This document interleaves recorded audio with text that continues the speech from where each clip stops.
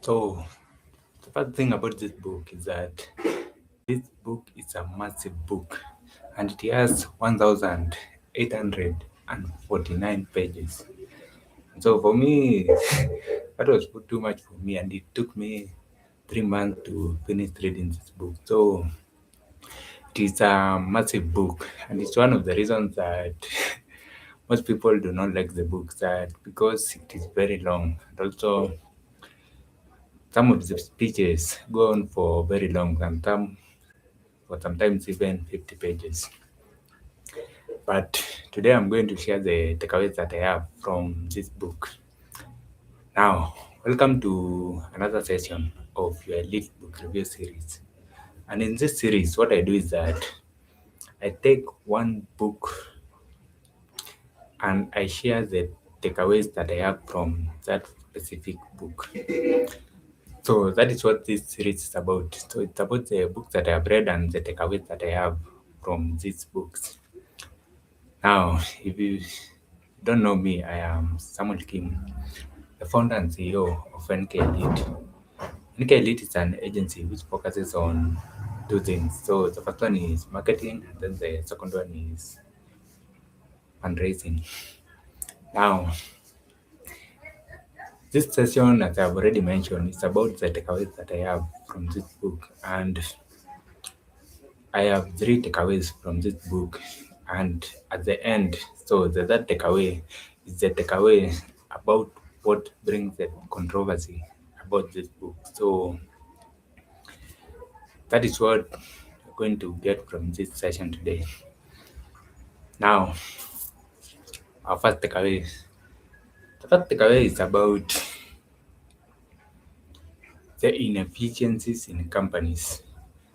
So, in the beginning of the book, the book starts with the story of James Target, who is not happy about Dagny Target. So Dagny Target is his sister, the Target Transcontinental Railroad. So they're working together, but James is the president and Dagny is the operations executive. And the issue that James has with his sister is that his sister does not consult him and goes to order deal from Henry Riordan, while they already have they already had put a they already had asked for steel from Orange Bowl's associated steel.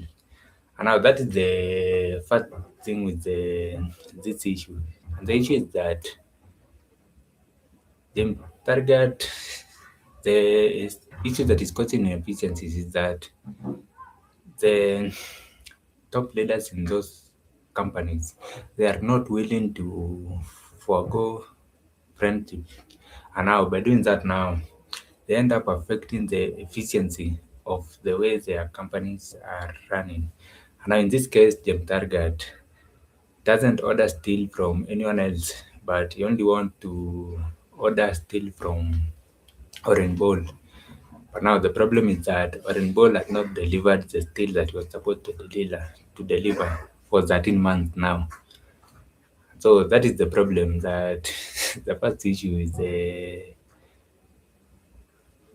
my first takeaway from the book, that you should not uphold inefficient partnership just because of the friendliness that you have with the person running the other company. So a partnership should be made of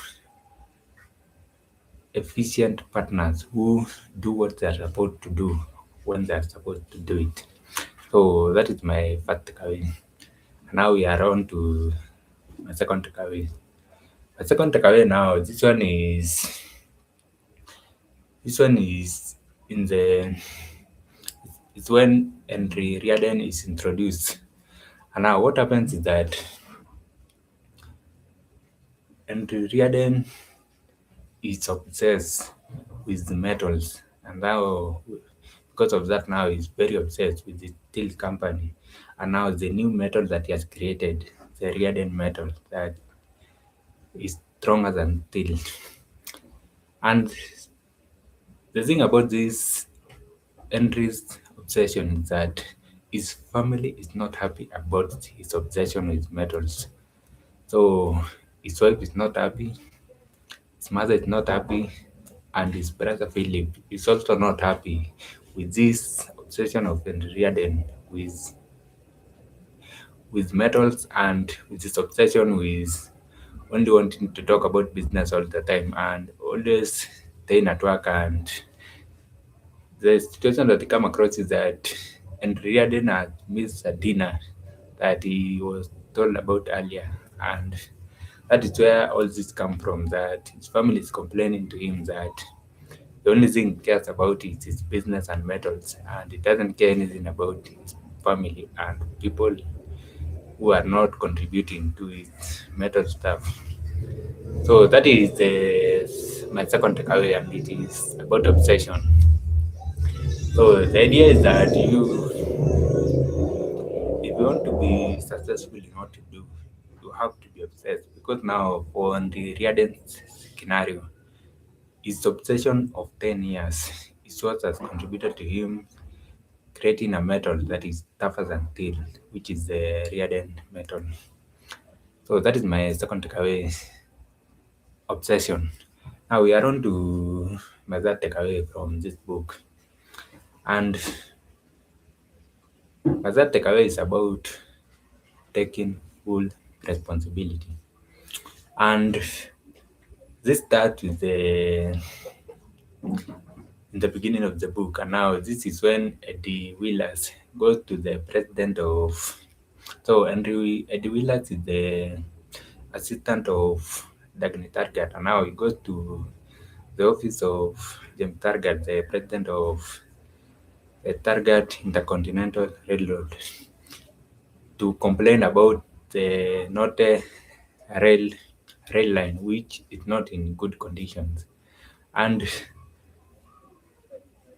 and James Target is not willing to take responsibility for making sure that that line is put back into operating fashion. And this is clearly illustrated when he creates this issue with Dagny when she when sh- when he asked her if will be taking responsibility to the board and to his friend, the Orange Bowl of the Associated Deal. So asked her whether she will be taking responsibility for her decision to not go with the Associated Deal and to go with the Reardon Deal. And now that is the issue that it's mostly shown up in the book, in that it is a battle between people who take responsibility, so people who take 100% responsibility, and people who are not willing to take responsibility. And the way they operate is that they start pointing fingers at others. So that's what this that takeaway is about, that as an entrepreneur, you should take full responsibility of your company and of the partners that you have in relation to your company. And now we are now on to the bonus. And now this one is about the controversy of this book. And now the controversy with this book is that the controversy with this book is that there and Rand recommends capitalism capitalism in such a way that she doesn't want any authority figures to be involved in it. So she doesn't want the government to be involved. She doesn't want the agencies to be involved because she feels that the government and the government agencies, they are creating inefficiencies by putting in policies about equality and policies about how to run business that are getting in the way of capitalism. So they are making it difficult for the entrepreneurs to deliver their best. So that is the issue that Ayn Rand has. And the solution that she recommends, this is what now brings controversy to a whole new level.